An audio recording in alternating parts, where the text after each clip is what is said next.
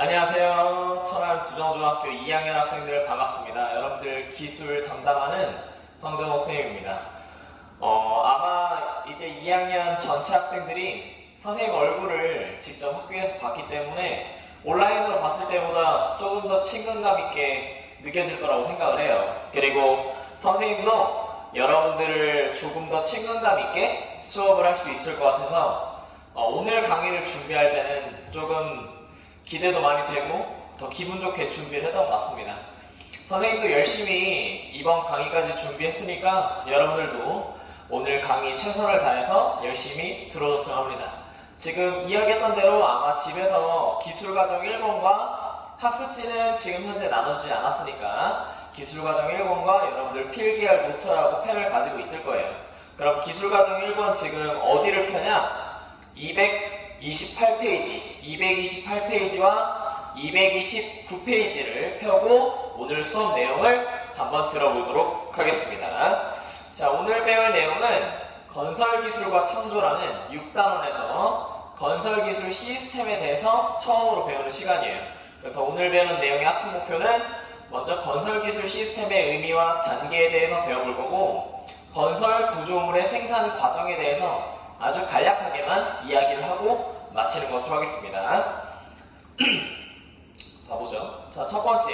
자, 지난 시간에 배웠던 내용을 먼저 살펴봐야겠죠? 자, 지난 시간에는 전체 우리 2학년 학생들이 선생님이 불국사와 석굴암에 대해서 이야기를 했을 거예요. 그래서 동굴 안에 들어가 있는 돌아저씨에 대해서 얘기를 했었고, 그 다음에 우리나라의 대표적인 석조 건축물인 불국사에 대해서도 설명을 했었습니다. 그래서 석굴암 안에는 도명 구조로 되어 있어서 바람이 잘 통할 수 있도록, 공기가 환기가 될 수 있도록 돌멩이를 이용해서 그 위쪽을 모두 자갈을 통해서 감싸놨다고 이야기를 했고, 그리고 그 안에다가 습도를 조절하기 위해서 밑에다가 얼음물, 그러니까 차가운 물들을 채워놔서 그 수증기 자체가, 물을 머금고 있는 수증기가 돌에, 그러니까 돌상인 석굴암에 묻지 않고 아래쪽으로 가라앉을 수 있게 해줄 수 있다는 습도 조절의 원리까지 설명을 했었습니다. 그 다음에 불국사는 그레이공법과 동틀돌이라고 이야기를 했는데, 그레이공법은 뭐라고 그랬습니까?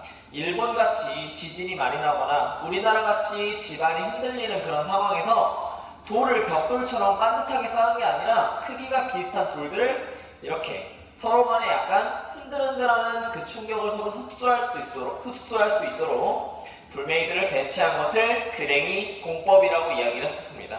자, 다음으로 동틀돌은 그 돌멩이를 쌓아 나갈 때 그냥 위쪽으로 반듯하게 쌓아 나가다 보면 위아래로 작용하는 힘은 견딜 수 있지만 옆에서 치는 힘은 견딜 수 없었다고 했죠. 그래서 엄청나게 기다란 돌을 꽉 꽂아 넣음으로써 좌우에서 작용하는 힘을 견딜 수 있다고 이야기를 했었습니다.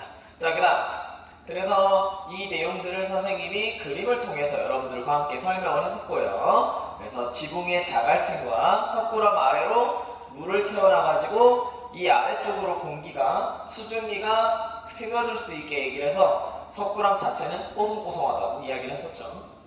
그 다음에 돌멩이를 이렇게 서로 그레이공법을 통해서 흔들림을 서로 간의 흡수를 막아줄 수 있도록, 그러니까 충격을 흡수할 수 있도록 이야기를 했었고, 이래서 일반적인 건축물보다 그레이 한옥의 경우, 그러니까 그레이공법을 사용해서 만든 건축물이 압력을 서로 분산해줄 수 있다는 내용까지 여러분들과 같이 이야기를 했었습니다. 자, 그래서 동틀돌은 지금 살짝 튀어나와 있지만 실제로는 이 돌의 길이가 어떻다? 안쪽으로 완전히 박혀 들어가 있었다라는 내용까지 이야기를 했고요. 그 다음 추가적으로 우리 2학년 1반, 그리고 2학년 3반, 2학년 5반 학생들을 제외한 우리 나머지 6개 반 학생들은 토목 관련 구조물 중에서 교통 관련 구조물을 쭉 배웠었습니다.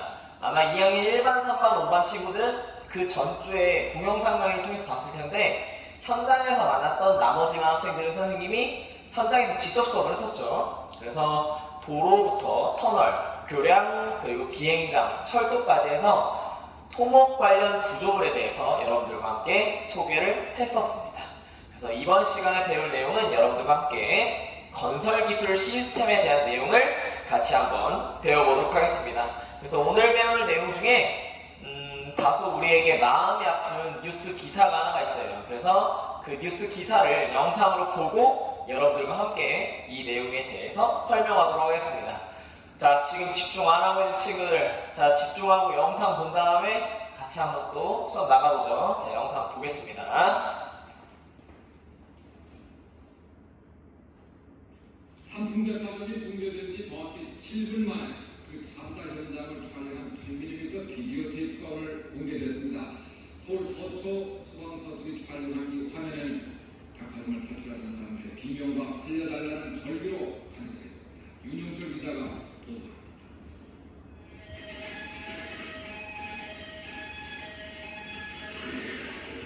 사고 현장은 연속적으로 울리는 사이렌과 비명 섞인 울음소리로 가득 찼습니다. 참사 현장을 빠져나온 사람들은 온통 피투성이었습니다. 콘크리트와 유리 같은 구성이 도로 위에 그대로 쓰러진 시민도 한둘이 아니었습니다. 유리조가 기타 여러 가지에서 아주 전쟁을 방불하는 그런 상황이었고요. 그동안에도 사람들이 많이 태어났습니다. 그 피투성된 사람들이 주의 아내다가 딸을 구원하는 어머니는 남편 품에서 실신했습니다. 장소를 백화점에 들어간 어머니를 보다 어린아이는 끝내 울음을 터뜨렸습니다.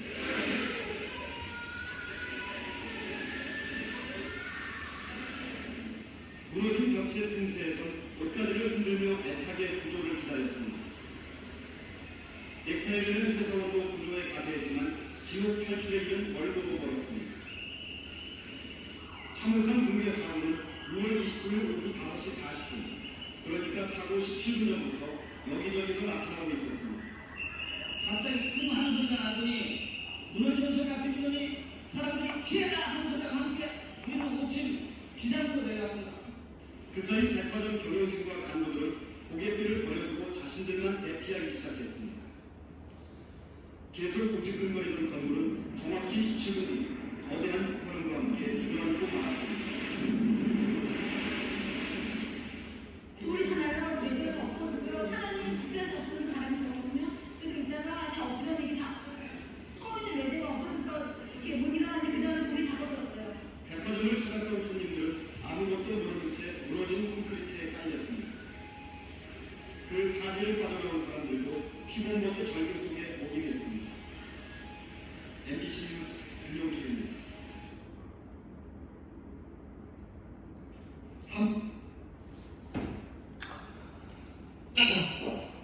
자, 여러분들 영상 잘 봤습니까? 그 영상에 보면 알겠지만 삼풍백화점이라고 예전에 우리나라에서 가장 큰 백화점으로 유명했었던 백화점이 실제로 사고로 인해서 백화점의 건물 자체가 붕괴된 영상이었습니다. 여러분들이 소리상으로는 조금 작게 들렸을지 몰라가지고 선생님이 소리를 제대로 들려주지 못해서 미안한데 아마 영상을 봐도 어느 정도로 참혹했었는지 여러분들이 그 현장을 아마 볼 수 있었을 거예요. 지금은 절대 그런 일이 일어나면 안 되지. 이런 일은 엄청나게 참사고 그리고 비참했던 일이었습니다. 자, 이 일이 일어나게 된 계기가 과연 뭘까요, 얘들아? 우리가 지금 배우고 있는 게 건설 기술이죠. 자, 이 일이 일어나게 된 건 당연히 처음에 공사를 했을 때 철저하게 관리하지 않고 공사를 하는데 들어가는 재료를 빼돌린다든지 그리고 공사 이후에 무너질 수 있는 가능성이 있는 부분에 대해서 우리가 충분히 감독을 하고 충분히 보수가 이루어지지 않았기 때문에 발생했던 사고였습니다. 우리는 이제 건설 기술, 우리가 얘기했던 그 건설 구조물은 한 번 만들어지면 바꾸기가 어렵다고 했어요. 그리고 우리가 일회성이라는 특징을 가진다고 했었죠. 그 다음에 장기성, 한 번 만들어지면 엄청나게 오래 사용을 하지.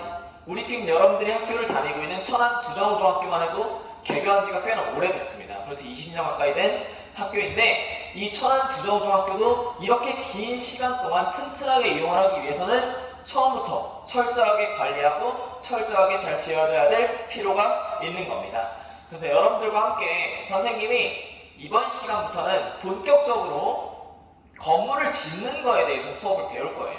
그래서 이 건물을 짓는 과정에 대해서 볼 건데 우리가 이 내용들을 차근차근 건물을 짓는데 어떤 건설 기술을 하는 데 있어서 그 안에 들어가는 사람들부터 해서 그 과정을 차근차근히 밟아 나갈 겁니다. 그 중에 오늘은 그 건설 기술을 건물을 짓는 과정 중에 그 건물을 짓는데 필요한 어떤 단계, 큰 절차인 건설기술 시스템에 대해서까지만 맛보기로 여러분들이 수업을 듣고 그 다음 시간부터는 직접적으로 건물을 지을 때 우리가 들어가는 여러 가지의 시공 과정을 살펴볼 거니까 오늘은 한번 여러분들과 건설 기술이 이용되는데 그 안에 들어가는 사람들, 그 안에 들어갈 재료들, 그 안에 들어가는 큰 틀만 한번 지금부터 살펴보겠습니다. 그래서 선생님이 하나 가정을 하려고 했어요. 이 가정이 뭐냐?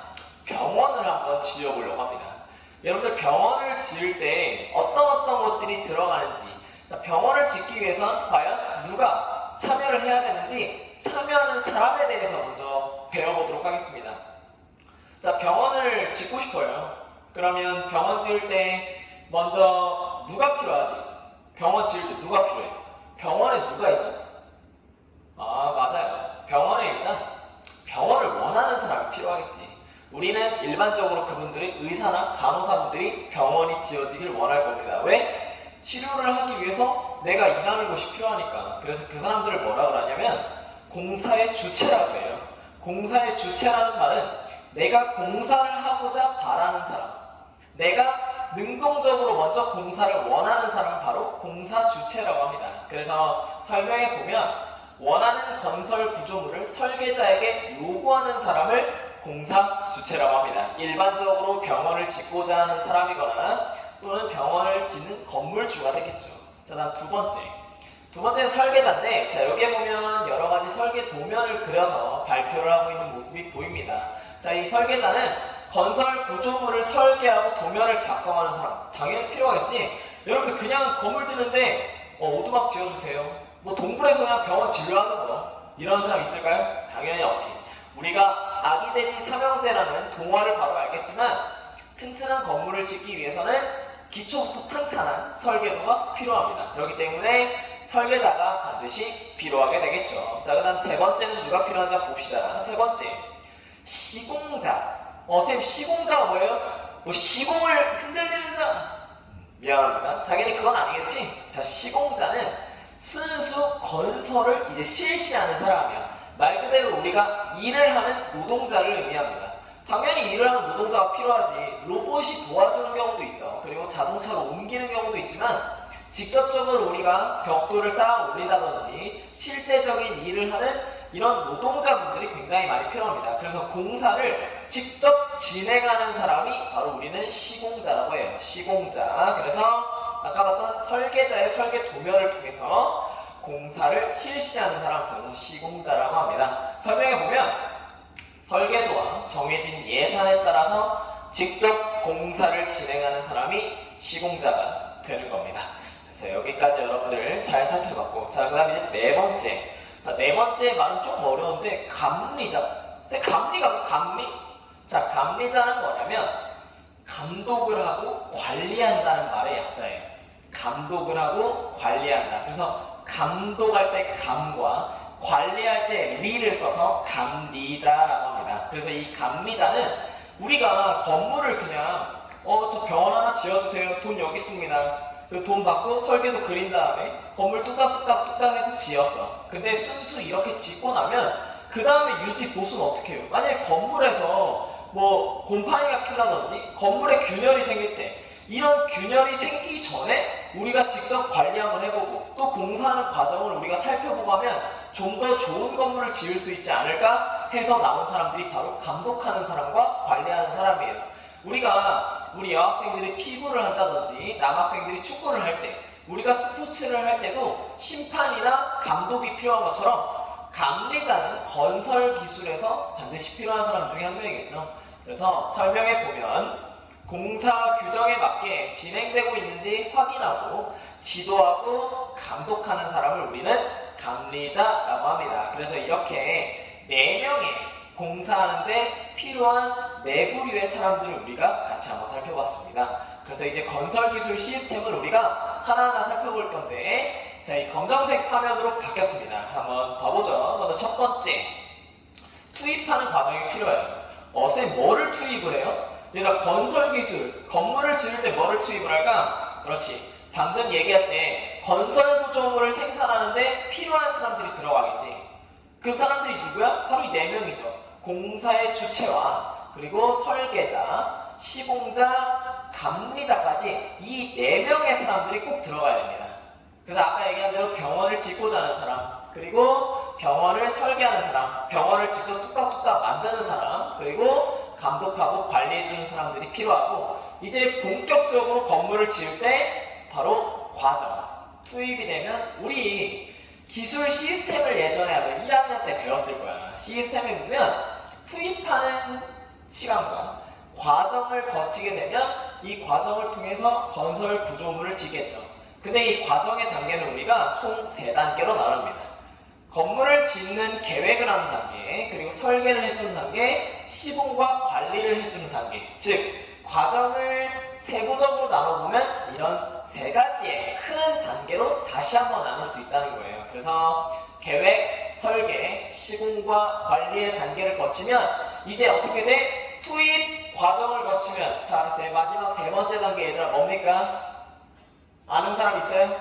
자, 아는 사람 한번 얘기해보세요. 자, 아는 사람 뭐가 있습니까? 아, 맞아요. 투입과 과정을 지나면 이제 마지막에 건물이 직접 나오는 산출 단계로 돌아오게 됩니다. 자, 산출에서는 건설 구조물이 이제 직접적으로 완성이 되겠지. 그래서 우리가 원하는 병원이나 학교나 관공서, 그리고 집이나 아파트 등이 직접적으로 완성이 되어서 우리가 이쪽에서 직접 우리의 용물을 보기도 하고 우리가 집에 살기도 하는 건설 구조물이 완성이 되는 과정입니다. 그래서 이 총 3단계 투입, 과정, 산출에 이 3단계를 거치게 되는데 이 3단계를 통해서 완성을 했어. 근데 완성해서 병원에서 막 잘 지내요. 근데 만약에 이런 상황이 생기면 어떡할까?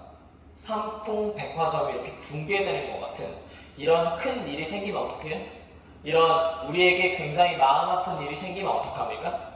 그래서 중간중간에 대체 이 삼풍 백화점은 그 당시 왜 무너졌을까? 뭐가 문제였을까? 우리가 문제점을 발견하게 된 거야. 아, 이때 들어갈 때 콘크리트 벽이 너무 얇았어. 아, 이때 철근이 많이 들어가지 않았어. 이때 백화점 안에 물건들이 너무 많다 보니까 견딜 수가 없던 거야. 그럼 우리의 문제점을 발견하면 이 문제점을 해결하러 다시 돌아가야 돼요. 여러분들 아마 그 과정을 교과서에서 봤을 겁니다. 그 내용이 어디 나와 있냐? 교과서 229페이지에 나와 있습니다. 자, 교과서 229페이지에 보면 투입, 과정, 산출의 3단계를 거치는데 문제가 발생하면 그 문제가 발생하는 곳으로 돌아가는 단계가 있어요. 자, 그 돌아가는 단계, 여러분들 교과서에 뭐라고 써져 있습니까? 229 뭐라고 써져 있어? 그렇죠. 되먹임의 단계라고 써져 있습니다. 그래서 이 되먹임의 단계로 돌아가서 우리는 피드백이라고 하지, 영어로. 피드백이라는 말은 뭐냐? 다시 돌아가서 내가 문제가 있는 것을 고쳐준다는 거야. 그래서 되먹임의 단계로 돌아가가지고 투입을 할 때 철근 콘크리트를 넣을 때 철을 너무 적게 들어간 것 같아. 나무로 건물을 짓는데 나무가 참나무보다는 대나무나 또는 소나무가 더 좋았던 것 같아.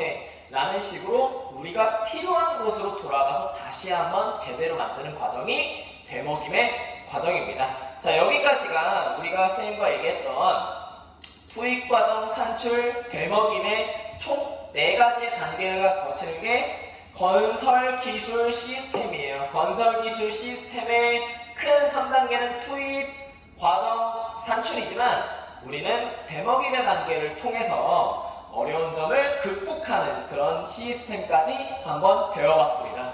자, 그럼 결국에 얘기했을 때 건물을 투입하는 과정과 완성하는 것과 직접 건물을 짓는 것 중에 이 투입, 과정, 산출 중에 얘들아 어느 단계가 제일 중요할까? 우리가 건물을 짓는데 돈 들어가는 게 중요할까? 감독하는 게 중요할까? 건물을 직접 짓는 게 중요할까? 건물이 완성되는 게 중요할까?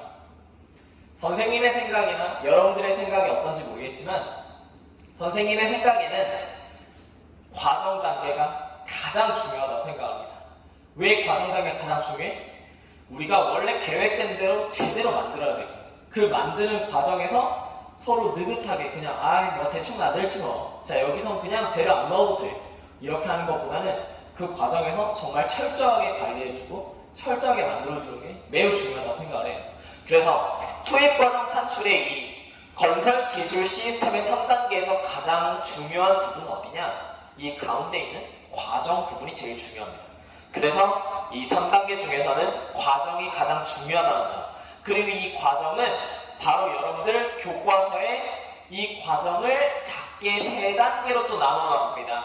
과정 안에 들어가 있는 그 요소가 바로 3가지야. 계획, 설계, 시공과 관리라고 3가지로 나눠서 우리가 왜? 과정이 제일 중요하니까, 과정 단계가 중요하니까 이 부분을 좀 더 세부적으로 배워보자는 거야.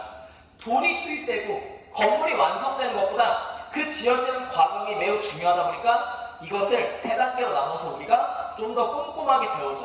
자, 그 안에는 어떤 것들이 직접적으로 실행이 되는지, 자, 이 과정에서 과연 설계는 어떻게 설계를 하는지, 설계도의 종류에 뭐가 있는지, 자, 시공을 할 때 직접 우리가 콘크리트를 붓는 그 과정 중에 콘크리트를 어떻게 붓는지, 그리고 기초를 다질 때 흙은 어떻게 다지는지, 이 내용들을 세부적으로 배우는 게 바로 여러분들 과정을 상세하게 나눠서 다음 시간부터 여러분들이 수업 배울 거예요.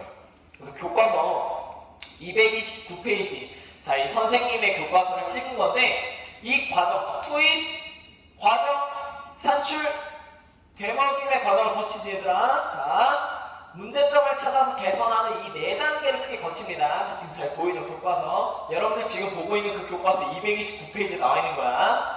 자, 투입, 과정, 산출, 되먹임의 과정을 거치게 되는데 이 되먹임의 과정을 거치는 동안 가장 중요한 부분이 이 2번째 단계인 과정이 중요하댔어요. 그래서 이 과정 안에 계획, 설계, 시공과 관리가 들어가 있지? 아까 얘기했죠? 과정 안에 뭐가 들어가 있어? 계획, 설계, 시공과 관리. 다시 계획, 설계, 시공과 관리. 그래서 다음 시간부터 선생님이 계획, 설계, 시공과 관리에 대해서 소개를 하려고 합니다.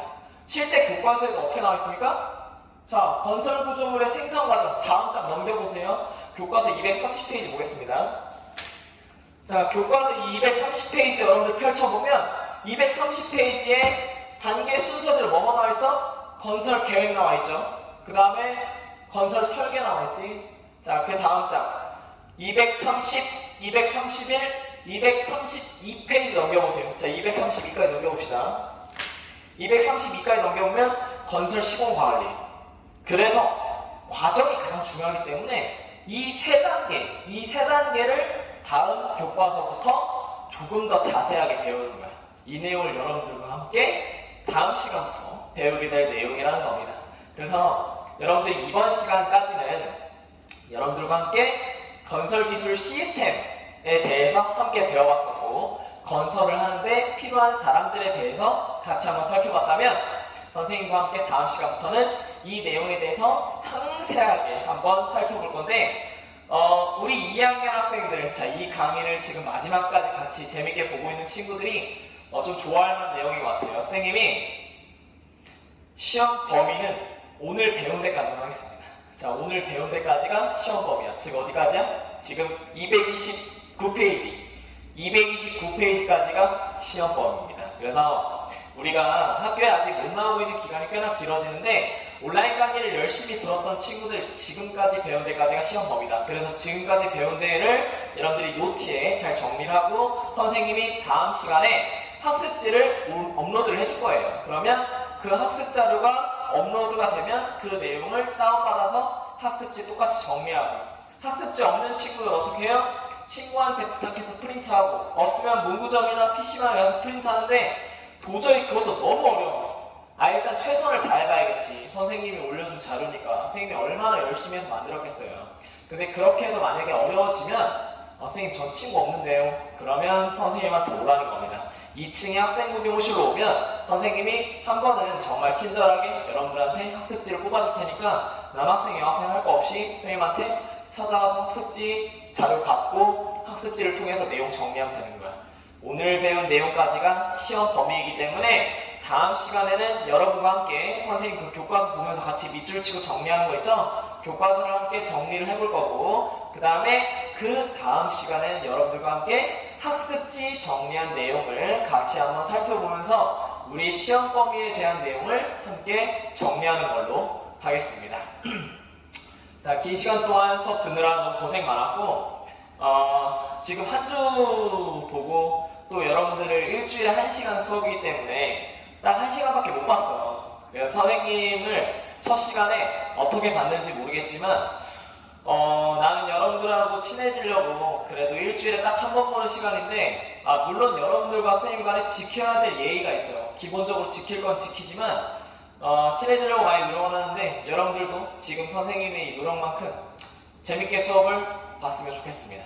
그리고 짧은 시간이었지만, 여러분들 일주일에 한 번씩 선생님 또 앞으로 또 재밌게 하는 수업 준비할 테니까 지금처럼 열심히 들을 수 있도록, 그리고 얘기했다시피 선생님은 학생들을 가장 좋아하고 학생들을 가장 싫어한다고 했죠? 그래서 선생님이 좋아하는 학생들이 되었으면 좋겠습니다.